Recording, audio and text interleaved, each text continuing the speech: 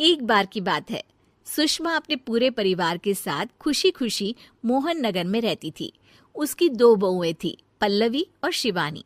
एक दिन दोनों बहुएं रसोई में काम कर रही होती है कि तभी उनकी सास सुषमा उन्हें बुलाती है। अरे बहू, जरा इधर तो आना। शिवानी, जरा जाकर देखना सासू माँ क्या कह रही हैं। दीदी आप ही देख लो ना जाकर, आपको भी तो सुनाई दे रहा है। अरे मैं आटा गूंद रही हूँ ना, तुम चली जाओ।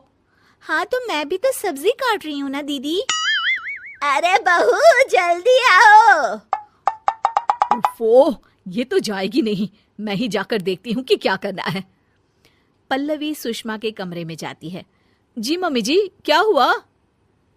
शाम को घर पर कुछ मेहमान आने वाले हैं, तो तुम अच्छा सा खाना बना लेना बहू। ठीक है मम्मी जी, आप बता दीजिए क्या क्या बनाना है और कितने लोग आ रहे हैं। सुनील की मौसी जी और उनका पूरा परिवार आ रहा है। कुल मिलाकर 3 लोग और हमें मिलाकर हुए 9 लोग। तो अभी से ही तैयारी करना शुरू कर दो। और हाँ, घर की सफाई भी कर देना, हाँ, अच्छे से। जी मम्मी जी, सब काम हो जाएगा, आप चिंता मत कीजिए। पल्लवी शिवानी को घर में मेहमान आने वाले हैं इसके बारे में बताती है। क्या 9 लोगों का खाना बनाना होगा, घर की सफाई करनी है?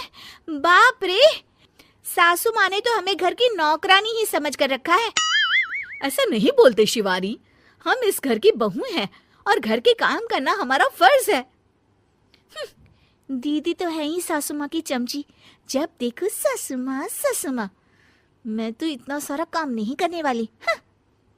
शिवानी कपड़े लेकर गमला साफ कर रही होती है और चक्कर आने का नाटक करने लगती है।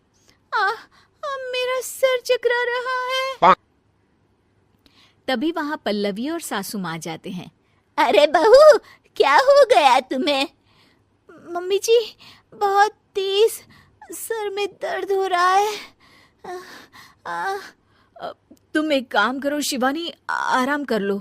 नहीं नहीं दीदी, घर में मेहमान आने वाले हैं, मुझे आपकी मदद करनी चाहिए।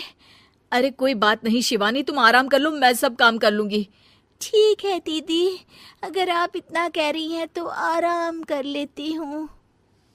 शिवानी आराम से अपने कमरे में मैगजीन पढ़ रही होती है। इसे कहते हैं आराम की जिंदगी। इतना सारा काम। चलो, सारा काम खत्म हो गया, शिवानी को देख आती हूँ।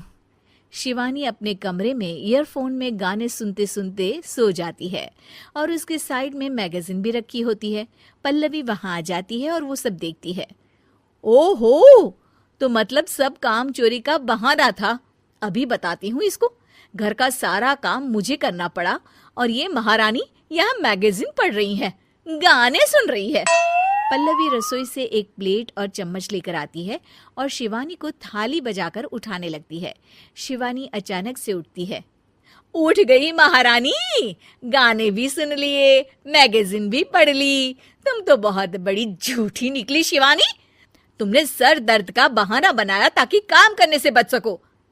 हाँ, बनाया बहाना, तो क्या करती, इतने सारे काम करती। मुझे कोई शौक नहीं है चापलूसी का। क्या चापलूसी? तुम्हें लगता है कि मैं सारे काम चापलूसी के लिए कर रही हूँ? और नहीं तो क्या। तभी वहां सासू माँ आ जाती हैं। अरे बहू, वो लोग बस आने ही वाले हैं, तुम तैयारियां कर लो। जी सासू माँ, तुझे तो मैं बाद में देखती हूँ। सब खाना खाने बैठते हैं और खाना शुरू करते हैं। तभी सुनील की मौसी बोलती है। वाह भाई वाह, खाना तो बहुत ही अच्छा बना है सुषमा जी, एक एक चीज में क्या स्वाद है। ये सुनकर शिवानी मुंह बना लेती है। उसे अपनी जेठानी की इतनी तारीफ रास नहीं आती। आपकी बहुएं तो बहुत ही अच्छा खाना बनाती हैं। हाँ, बनाती तो दोनों ही अच्छा है, पर आज ना ये सारा खाना बड़ी बहू ने बनाया है। छोटी बहू की तबीयत ठीक नहीं थी, सो इसलिए। मानना पड़ेगा सुषमा जी, आपकी बड़ी बहू तो बहुत ही गुणवान है। पल्लवी की तारीफ सुनकर शिवानी को जलन होती है। पल्लवी ये सुनकर खुश हो जाती है और शिवानी की तरफ देखकर उसे चिढ़ाती है।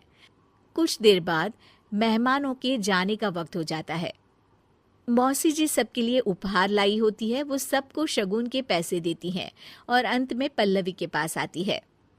तुम्हारे लिए शगुन का लिफाफा तो है ही, पर बहू तुम्हें एक और उपहार भी मिलेगा इतना अच्छा खाना बनाने के लिए। मौसी अपने सोने के कंगन निकालकर पल्लवी को पहना देती है। ये लो, ये मेरे मनपसंद कंगन है, अब से ये तुम्हारे हुए। धन्यवाद मौसी जी। ये देखकर शिवानी तो पूरी तरह से जल जाती है और गुस्से से रसोई में चली जाती है।